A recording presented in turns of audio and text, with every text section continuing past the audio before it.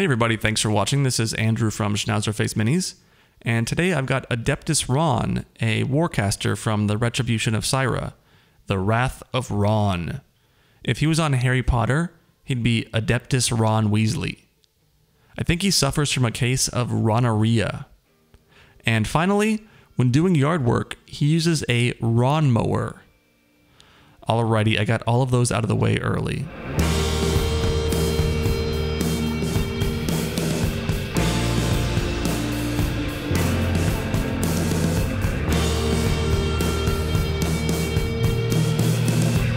I've never cared for the Retribution studio scheme.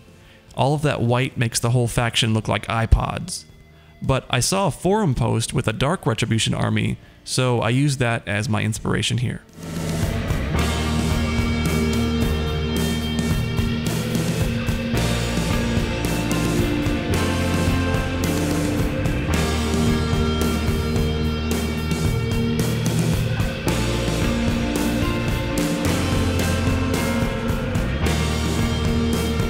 To get fine detail on a model this small, I set the PSI between 12 and 15.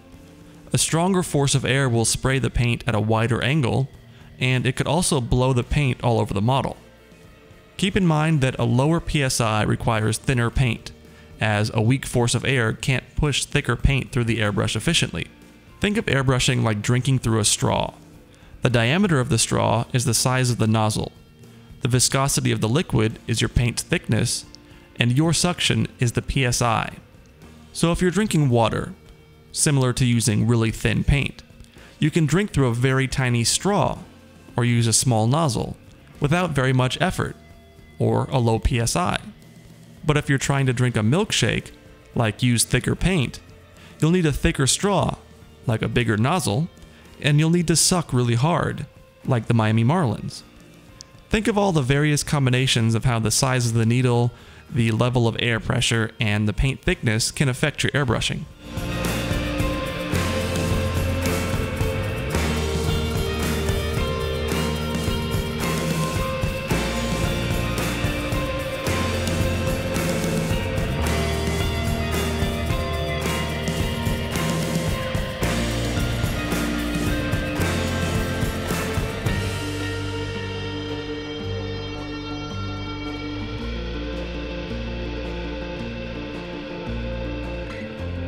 Adeptis Rahn is up for auction on eBay's Giving Works program, and the link is in the description. 100% of the final sale will benefit the Blind Cat Rescue and Sanctuary. As you can probably guess, this nonprofit rescues and finds adoptive homes for blind cats. This is an outstanding charity that offers an alternative to euthanasia, which is unfortunately what most of these cats would face in shelters. Now, I'm always showing off my puppies, and for good reason. They are adorable. But I'm also very lucky to have married into cat ownership. Molly may wreak havoc on my allergies, and this one time she peed in my light box. But I really do love her, and she's shown me what wonderful companions cats can be. And she also peed in my laundry basket too. Bidding starts at just $5, and I'll cover the cost of shipping. Also, this model is only pinned to the display base, and I painted up a scenic 30mm base for him too. It's easy to switch him back and forth so you can field him on the tabletop or display him on the shelf.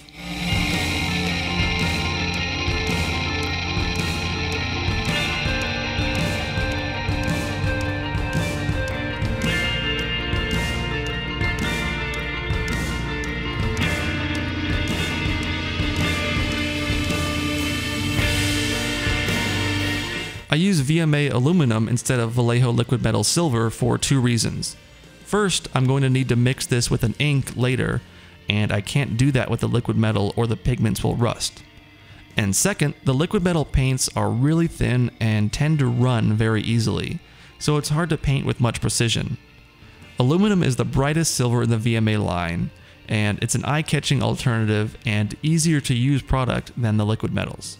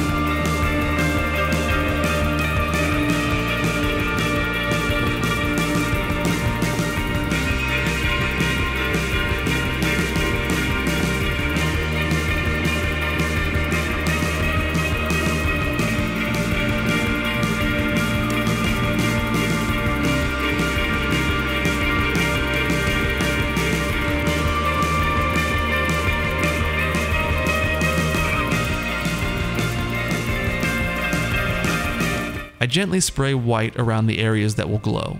I shoot around the metallics and try not to get on them because I want most of the shine to show through.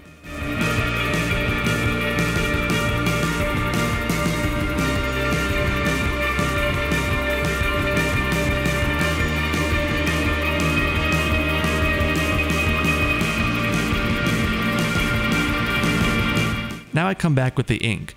I tried to avoid overdoing it on the metallic areas. The epicenter of the glow should appear white hot with just a small hint of the blue.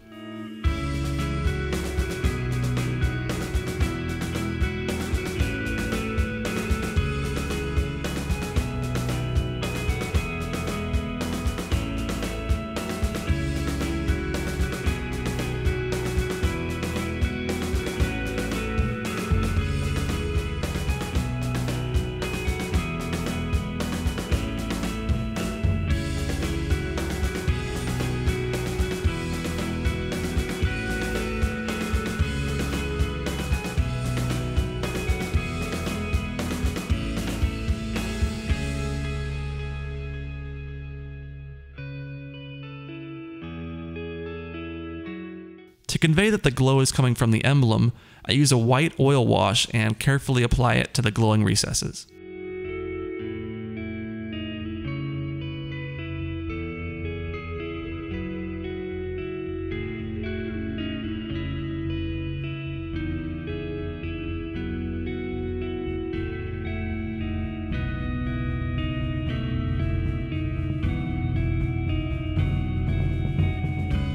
For the display base, I got a small block of balsa wood at the craft store.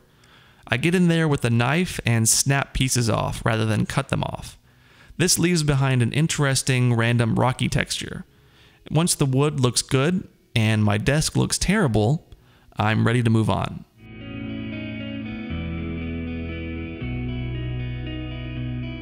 I found some small twigs in the park, and I used milliput to add roots and other rocky formations before priming the base black.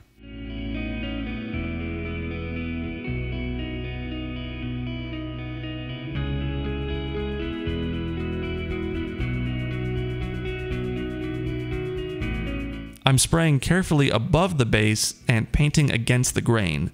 Think of this like dry brushing with an airbrush. It picks out the raised details and leaves the recesses mostly untouched.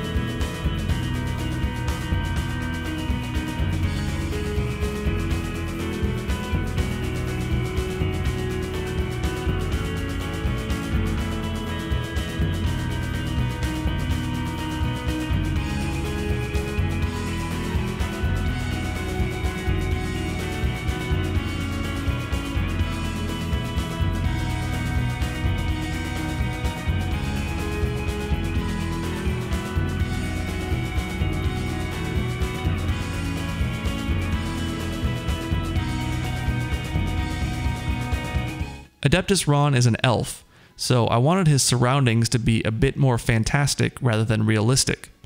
I did this by glazing and airbrushing various inks onto the tree, and then I do it again later on the rocky portions. I want it subtle, but still noticeable enough to give the impression that we're in another world.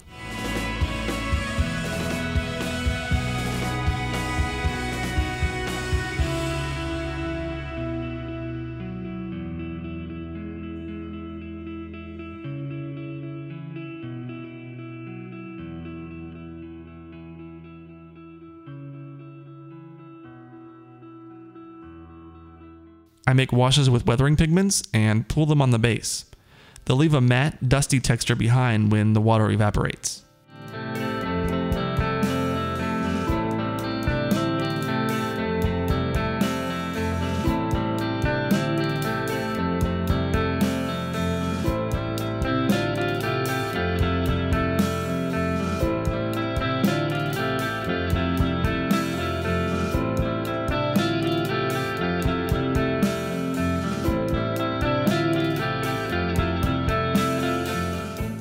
And that should just about do it.